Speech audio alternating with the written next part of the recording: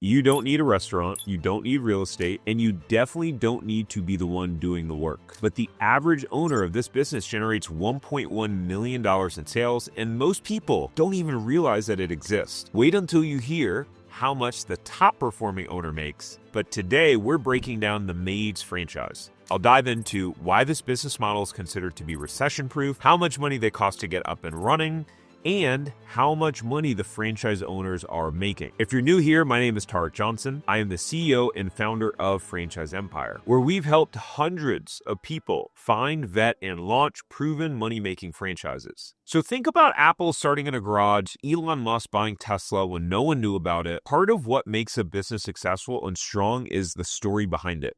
So let's jump into that first, and then we'll talk about the numbers. The Maids was founded in 1979 in Omaha, Nebraska by Daniel J. Bishop. Before starting the Maids, Bishop already owned a successful janitorial company called Bishop Building Services. So this wasn't a guess, a side hustle, or him following a trend. He already understood cleaning as a business and already saw a major gap in the residential space. Bishop realized that residential cleaning could not scale the same way commercial cleaning did, especially if quality and consistency were going to matter. Homes required more detail, more trust, and more structure. And that insight led him to design a completely different operating system, specifically for residential customers. He created what became known as the team-based cleaning model, where each cleaner on a team is responsible for a specific function, such as kitchens, bathrooms, dusting, or floors. Instead of one person trying to do everything, this system allowed homes to be cleaned faster, more consistently, and at a higher standard than solo cleaner. And that core system is still used today. After early success in Omaha, the Maids began franchising in 1980, just 1 year after launch, and quickly expanded nationwide. Now, from the beginning, the brand positioned itself not as a generic cleaning service, but as a premium, system-driven residential cleaning company that focused on long-term customer relationships. A major part of the Maids positioning has always been cleaning for health, not just appearance. And so long before it became popular, the brand emphasized deeper cleaning methods designed to reduce allergens and improve indoor air quality, rather than simply making homes look clean on the surface. And to support this focus, the Maids was one of the first residential cleaning brands to prioritize HEPA-filtered vacuums designed to remove fine particles, dust, and allergens from the air. They also avoided harsh chemicals like ammonia and bleach, and instead used environmentally preferred products. This became a meaningful differentiator, especially for families with children, pets, or allergy sensitivities. Now, operationally, the Maids uses trained employee teams, not independent contractors. Each team follows a proprietary 22-step cleaning process, which helps ensure consistency across homes and across markets. Here's the good news. Owners are not expected to clean homes themselves. This is really a management and a leadership business focusing on hiring, scheduling, and customer experience and local marketing. So exactly how many of these bad boys are out there? Where they have 180 franchise locations that are made up of over 1,500 territories, serving 3,600 neighborhoods and communities in the US and Canada. Now, you're probably thinking, okay, this sounds interesting, Tarek, but how much are the startup costs?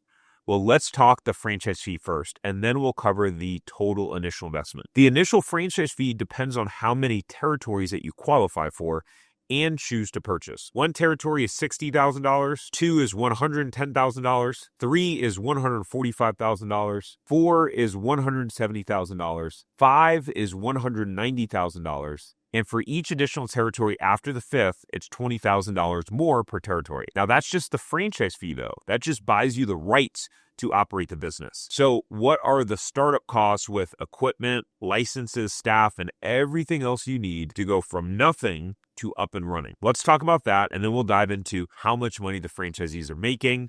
Exciting. All right, so the single territory startup cost, $117,000 to $141,000. For two, $167,000 to $191,000. For three, $202,000 to $226,000. For four, $227,000 to $251,000. For five, $247,000 to $271,000. So what about fees? Well, everyone knows franchises have royalty fees. So what are those? The continuing licensing fee, aka the royalty, ranges from 3.9% to 6.9% of gross revenues. The marketing fund fee is 2% of gross revenues, paid weekly for the prior week. Now, by the way, if you're finding this video breakdown helpful, give the video a thumbs up and subscribe for more franchise insights like this. And if you want to get some inside intel on low-cost franchises, then you can go grab our free list of 5 low-cost franchises that all make $1 million or more. The link is down in the description below. But let's talk earnings. So when we look at the numbers that you're seeing on the screen in the franchise disclosure document, they're showing some of their company-owned locations. And what they show is top-line sales of $9 million